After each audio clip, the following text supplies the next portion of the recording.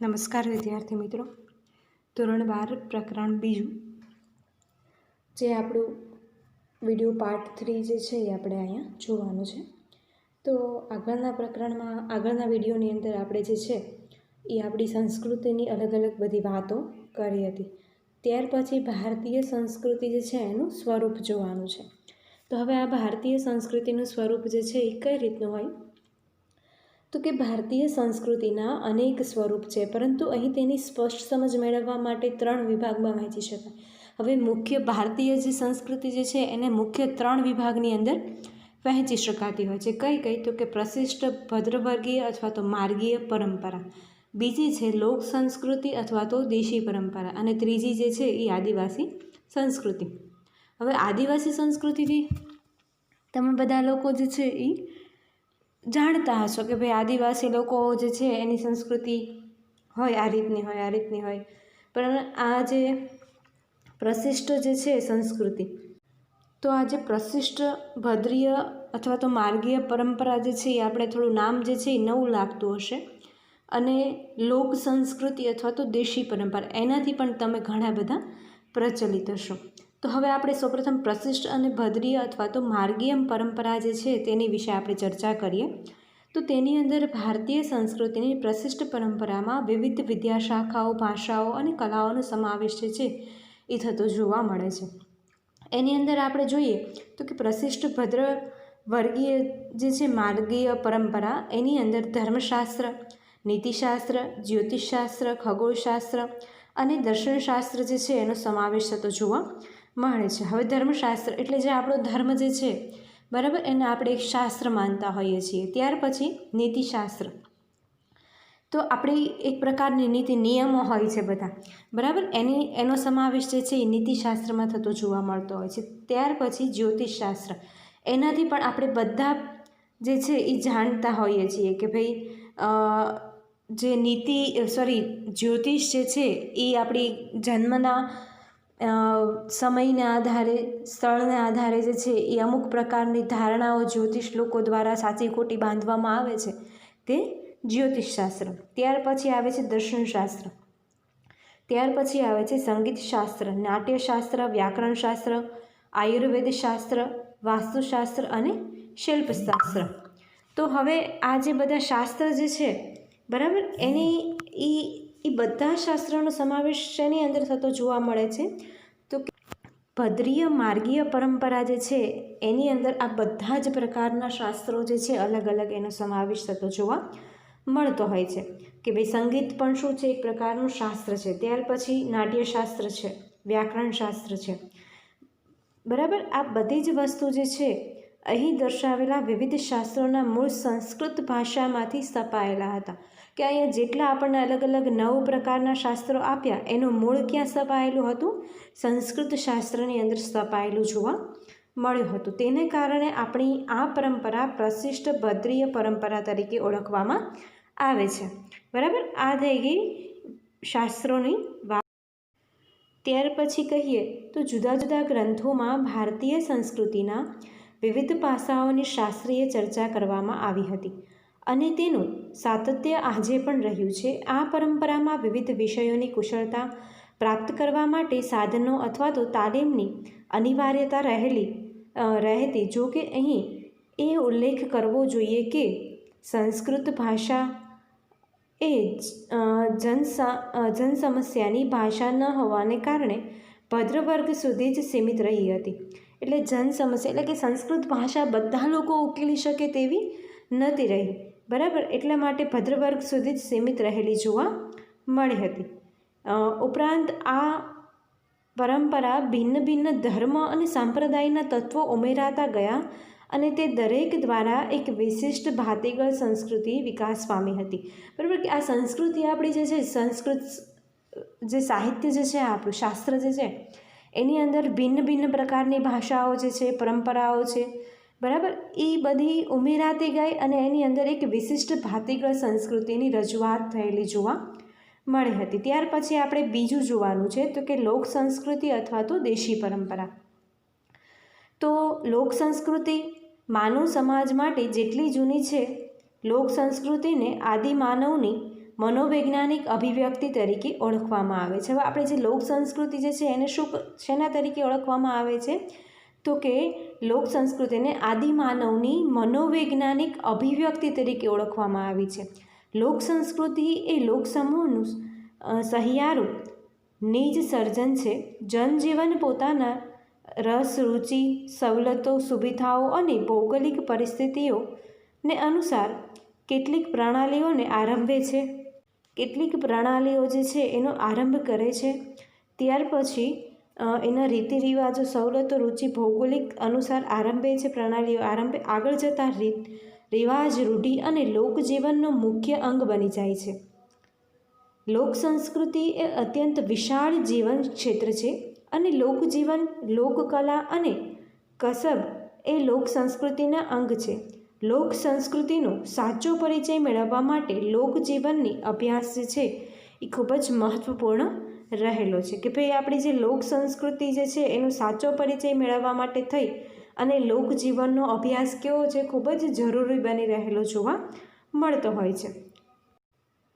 ત્યાર પછી આપણે જોઈએ તો કે લોક સંસ્કૃતિનો અર્થ અને વ્યાખ્યા. બરાબર, જોરાવરસી જાદવે સૌપ્રથમ પહેલી વ્યાખ્યા જે છે લોક સંસ્કૃતિની આપેલી અહીંયા આગળ પ્રસ્તુત કરી છે.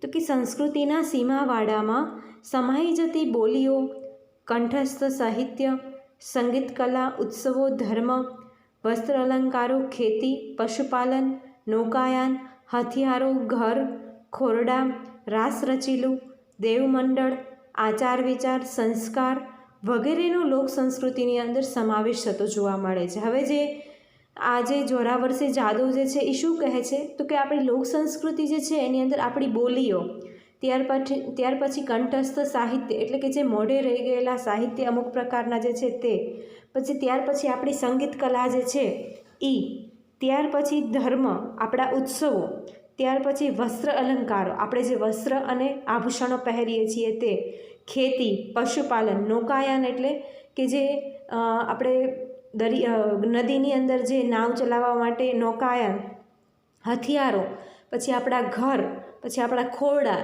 એટલે આપણે ગામડાની અંદર ખોરડા બોલાતા હશે, જે નળિયાવાળા જે મકાનો હોય તે ખોરડાઓ, પછી રાસ રચીલું, દેવમંડળ એટલે જે મંદિરો જે છે, પછી આપણા આચાર વિચાર, આપણા સંસ્કાર અને આ બધી જ વસ્તુ જે છે એ લોક સંસ્કૃતિની અંદર આપણો સમાવેશ થતો જોવા મળે છે. પછી મહાપાત્રે જે છે એ આવી રીતે કંઈક વ્યાખ્યા આપી છે. લોકોની રીત રસમો, વહેમો, માન્યતાઓ, પ્રચલિત લોકગીતો, લોકકથાઓ, હાલરડા, મરસિયા,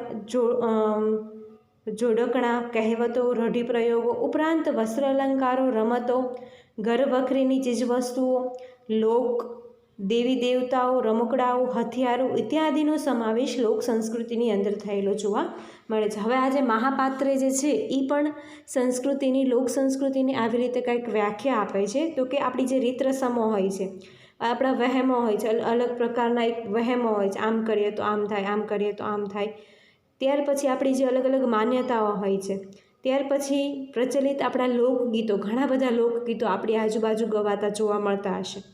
પછી હાલરડા છે, મરસિયા એટલે જે મરી ગયેલા લોકો હોય, જ્યારે માણસ મરી જાય તેની પાછળ જે ગાવામાં આવે છે તેને આપણે મરસિયા કહેતા હોઈએ છીએ. પછી જોડકણા, પછી કહેવતો હોય છે અલગ અલગ પ્રકારની, પછી ત્યાર પછી રૂઢિપ્રયોગો હોય છે, વસ્ત્ર અલંકારો હોય છે, રમતો હોય છે, અલગ પ્રકારની પરંપરાગત રમતો, બરાબર, ઘર વખરીની ચીજ વસ્તુઓ, રમકડાઓ હોય છે, દેવી દેવતાઓ હોય છે. આ બધી જ વસ્તુનો સમાવેશ જે છે એ આપણી લોક સંસ્કૃતિની અંદર થતો જોવા મળે છે. એવું કોણ કહે છે? મહાપાત્રે જે છે એવું કહેતા જોવા મળે છે. જેમ કે રીત રસમ, લગ્ન કરનારને પીઠી લગાવી, મીંઢળ બાંધવું વગેરે જે જોવા મળે છે, તીન તીગડા, કામ બીગડા જેવા વહેમ જોવા મળે છે.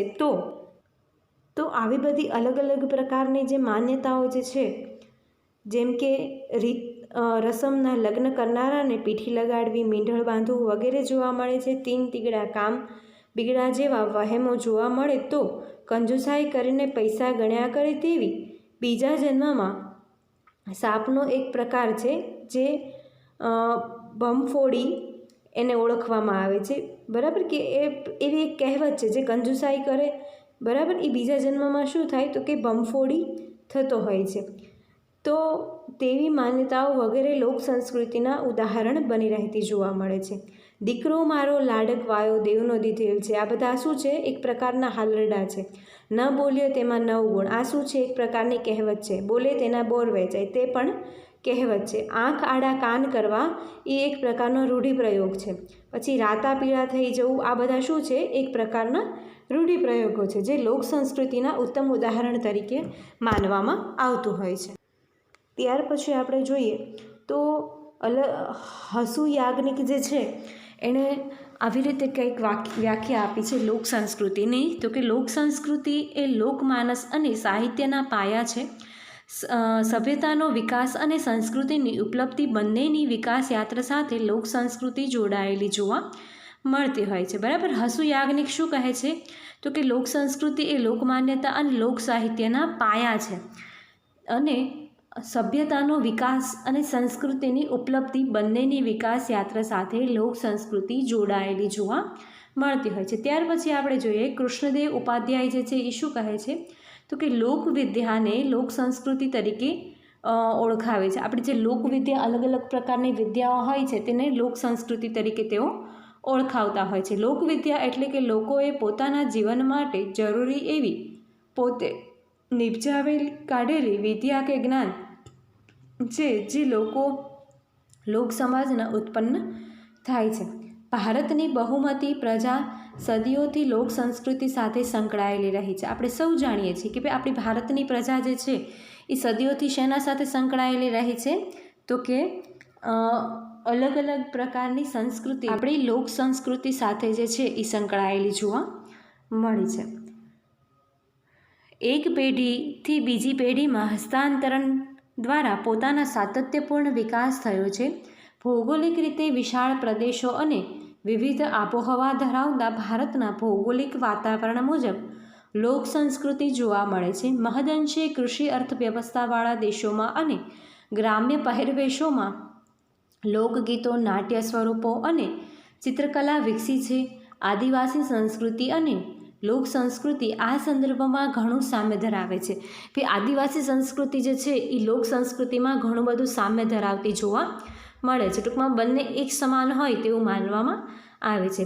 વિભિન્ન પહેરવેશો, શૃંગારના ભિન્ન ભિન્ન સ્વરૂપો, રોજિંદા ભોજનનું વૈવિધ્ય અને સાથે બારગાઓએ બોલી બદલાય એ ઉક્તિઓ ભારતીય સંસ્કૃતિની વૈવિધ્યને સુપ્રે વ્યક્ત કરે છે. બરાબર, આ થઈ આપણી લોક સંસ્કૃતિની વાત.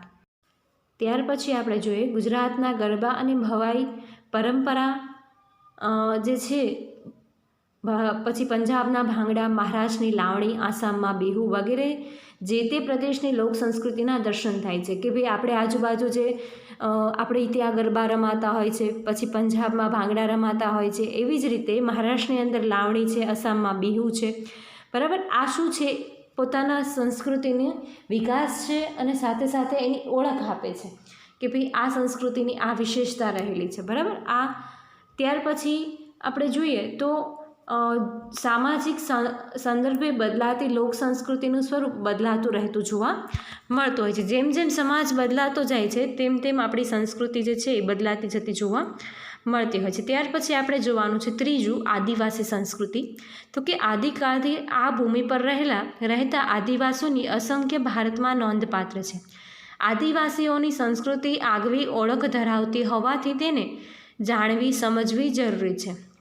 બરાબર, કે ભાઈ પ્રાચીન સમયથી આદિવાસી લોકો આજકાલના નથી પણ ખૂબ જ પ્રાચીન સમયથી આદિવાસી સંસ્કૃતિ જે છે એ ભારતની અંદર અને વિશ્વ આખાની અંદર રહેલી જોવા મળે છે.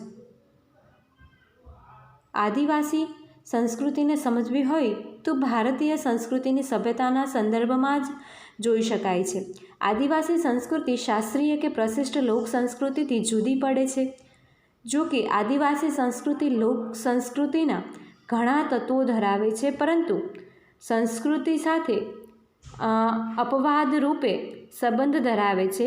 આદિવાસી સંસ્કૃતિમાં પ્રાચીન અને આધુનિક સંસ્કૃતિનો સમન્વય જોવા મળે છે. કે ભાઈ આદિવાસી સંસ્કૃતિ આપણી જે છે એમાં પ્રાચીન અને સંસ્કૃતિ બંને પ્રકારનો જે છે એ સમન્વય થતો જોવા મળતો હોય છે. આદિવાસી સંસ્કૃતિની આગવી ઓળખ વર્ષો સુધી અકબંધ રહેલી જોવા મળે છે. આદિવાસી સંસ્કૃતિની જે એક પ્રકારની આગવી ઓળખ જે છે એ શું રહી છે? વર્ષો સુધી અકબંધ રહેલી જોવા મળે છે. પરંતુ ખ્રિસ્તી મિશનરી અસર તેમજ આઝાદી બાદ વિકાસની યોજનાને લીધે લોકોના સંપર્કમાં આવવાને લીધે તેમની વિશિષ્ટ સંસ્કૃતિ લુપ્ત થવાને આરે છે. અત્યારે ટૂંકમાં આદિવાસી સંસ્કૃતિ જોઈએ તો લુપ્ત થવાને આરે છે, ટૂંકમાં ધીરે ધીરે ભૂસાતી જતી જોવા મળતી. તો એ આદિવાસી સંસ્કૃતિ અત્યારે ધીરે ધીરે ભૂસાતી જોવા મળે છે. તો હવે આદિવાસી સંસ્કૃતિ જે છે એની વ્યાખ્યા આપણે જોઈએ તો કે ઉપેન્દ્ર બ્રહ્મભટ્ટ જે છે એ આદિવાસી સંસ્કૃતિની આ પ્રમાણે વ્યાખ્યા આપે છે. પ્રકૃતિ સાથેનો સીધો સંપર્ક અને પર્યાવરણીય સંતુલન જાળવાતી જીવન રીતને મહત્ત્વ આપતી સામૂહિક ઉત્સવ ઉજવણી, નાચ ગાન અને સામૂહિક જીવનનું પ્રભુત્વ ધરાવતી સંસ્કૃતિ એટલે આદિવાસી સંસ્કૃતિ. કે ભાઈ આપણું પ્રકૃતિ સાથેનો સીધો સંબંધ, જે આદિવાસી લોકો જે હોય છે એનો પ્રકૃતિ સાથેનો કેવો સંબંધ હોય છે? જંગલમાં રહેતા હોવાથી એનો સીધો સંબંધ જે છે એ પ્રકૃતિ સાથે રહેલો જોવા મળે છે. એના નાચ ગાન, તહેવારોની ઉજવણી, ઉત્સવોની ઉજવણી અને સામૂહિક જીવનનું પ્રભુત્વ ધરાવતી સંસ્કૃતિ એટલે આદિવાસી સંસ્કૃતિ. આદિવાસીઓની જીવન રીતો તેમજ રીત રિવાજો અને તેને સરળ માન્યતામાં આદિવાસી સંસ્કૃતિના દર્શન થયા છે. આદિવાસી સંસ્કૃતિના 4 લક્ષણો છે, બરાબર. કયા કયા? તો કે કદમાં નાની હોય છે, વિવિધતા હોય છે, વિશિષ્ટતા હોય છે અને સ્વાવલંબનવાળી હોય છે. કેવી હોય છે? એનું કદ, આદિવાસી સમાજ કેટલો નાનો છે, બહુ જ મોટા પ્રમાણમાં નથી હોતો, તેનું કદ નાનું છે. પછી કેવી હોય છે? તો કે વિશિષ્ટ પ્રકારની હોય છે, વિવિધતા જોવા મળે છે અને પોતે સ્વાવલંબન હોય છે. આ 4 લક્ષણો આદિવાસી સમાજની ભૌગોલિક અને વાસ્તવિક વિષય પરિસ્થિતિને સાથે ગાઢ સંબંધ ધરાવે છે, જેનો વિગતવાર પરિચય પ્રકરણ 3માં આપણે જોઈશું. ટૂંકમાં આદિવાસી સંસ્કૃતિ જે છે એનો ઘણો બધો અભ્યાસ હજી આપણે પ્રકરણ 3ની અંદર પણ કરવાનો રહેશે. તો એની વિગતે ચર્ચા જે છે એ આપણે આગળ કરશું. ત્યાર પછી આપણે જોઈએ તો આદિવાસી સંસ્કૃતિ જે છે એ ઘણી બધી રીતે વિવિધતા ધરાવે છે. કલા સંસ્કૃતિ, આદિવાસી સંસ્કૃતિની કલા સંસ્કૃતિ શું છે તે આપણે જોઈએ તો કે આદિવાસી જે કામ કરે છે તે સહજ સ્વાભાવિક હોય છે. તેઓ કળાના સૌંદર્યનું નિર્માણ સાધન સમજતા નથી. તેઓને માટે તો એ જીવનનું અભિન્ન અંગ છે. આદિવાસી કલા અંગે વધુ સ્પષ્ટતા કરતાં કહી શકાય કે આદિવાસી સંસ્કૃતિની કલા કેટલાક વિશિષ્ટ લક્ષણો છે. આ લક્ષણો માધ્યમ, સાધનો, પ્રક્રિયાઓ, ઉદ્યોગો, શિક્ષણ, જીવન તત્વ, સાતત્ય, સહવાસ, વિજ્ઞાન વગેરેનો સમાવેશ થતો જોવા મળે છે. કે ભાઈ આપણા જે લક્ષણો, આદિવાસીના જે લક્ષણો જે છે એમાં કયા કયા વસ્તુનો? તો કે માધ્યમ, એટલે કે એક પ્રકારનું માધ્યમ હોય છે. આપણે કેમ ટીવી એક માધ્યમ છે જે આપણી સુધી સંદેશા પહોંચાડે છે, એવી જ રીતે સાધનો હોય છે, એવી જ રીતે પ્રક્રિયાઓ, ઉદ્યોગો, એના આદિવાસીના અલગ પ્રકારના ઉદ્યોગો હોય છે, શિક્ષણ છે, જીવન તત્વ છે, સાતત્ય, બરાબર, કે એની સંસ્કૃતિ તેઓ જાળવી રાખે છે, સહવાસ, વિજ્ઞાન, આ વગેરેનો સમાવેશ છે એના સ્વરૂપની અંદર થતો જોવા મળે છે. અહીંયા આપણે તેમના ચિત્રકલા, ગીત સંગીત, નૃત્યકલા અને માટીકલા અંગે ચર્ચા કરી અને આદિવાસી કલા સંસ્કૃતિ વિશે સમજ મેળવીએ. તો જે એની અંદર ચિત્રકલા જે છે એ આપણે જોઈએ તો કે રાઠવાઓની પીઠારોના ચિત્ર અને ચૌધરીઓના નવા ચિત્રો, કૂંકણીઓના પસલી, ભીલોના ભરાડી ભીલ, ગરાશિયાનો ગોત્રજના ચિત્રો અને એમ અનેક સ્વરૂપોના આદિવાસી ચિત્રકલાની ભેટ છે. રાઠવા લોકોના ઘરની દિવાલ પર જે ચિત્ર થાય છે, જે દેવપીઠોરો ચિતરાય છે, તેની સાથે તે જીવન ગુજારતા હોય છે. બધા ભેગા મળીને ચિતરેલા ચિત્ર કરે છે, ત્યારે ઉપવાસ કરે છે. ટૂંકમાં આદિવાસી લોકો આ જે પોતાના ચિત્રની એક વિશિષ્ટતા રહેલી હોય છે, તો એ જ્યારે એના દિવાલો ઉપર ચિત્ર કરતા હોય છે ત્યારે પોતે ટૂંકમાં એક તહેવારની ઉજવણી કરે તેવી જ રીતે એ ઉજવણી કરાતી હોય છે. બધા લોકો ઉપવાસ કરે છે. વળી ચિત્ર કરતાં પહેલાં 7 લીપણ કુંવારી કન્યાને હાથે કરાવતા હોય છે. ટૂંકમાં 7 વાર લીપણ કરાવે છે. લીપણ કરાવવું એટલે જે આપણે છાણથી કે ગારાથી લીપણ ભીત ઉપર કરાવીએ તો એ કુંવારી કન્યાને હાથે કરાવવામાં આવતું હોય છે. ટૂંકમાં આને એક તહેવારની જેમ જ ઉજવવામાં આવતું હોય છે. સંગીત, નાચ, ગાન, નૃત્ય સાથે ચિત્ર બને છે અને ચિત્ર એ સમૂહ જીવનનું ઉત્સવરૂપ તત્વ છે.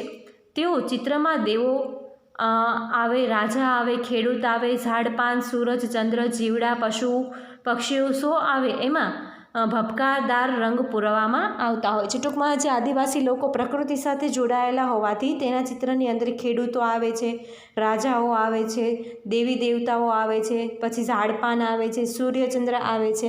આ બધી જ વસ્તુઓનો સમાવેશ તેઓના ચિત્રની અંદર થતો જોવા મળતો હોય છે અને એની અંદર ભપકાદાર કલર જે છે એ રંગો પણ પૂરવામાં આવતા હોય છે અને ટૂંકમાં આપણને આંખને ગમે એવા સરસ મજાના ચિત્ર જે છે આદિવાસી લોકો બનાવતા જોવા મળતા હોય છે.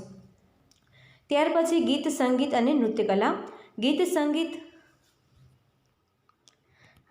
સંગીત અને નૃત્યકલા જે છે એ આદિવાસી જીવન સંસ્કૃતિના મહત્ત્વના અંશો છે. તેઓએ આર્થિક રીતે વિષમ જીવનમાં નવી ચેતના, ઉલ્લાસ અને પ્રાણ સાચવવાનું કામ જે છે ગીત, સંગીત અને નૃત્ય દ્વારા કરે છે. આદિવાસી નૃત્ય ખૂબ જ ફેમસ હોય છે, આપણે સૌ જાણીએ છીએ, બરાબર. પોતાનું અસ્તિત્વ ટકાવી રાખવા માટે થઈ અને ગીત સંગીતનો એ લોકો વધારે સહારો લેતા હોય છે.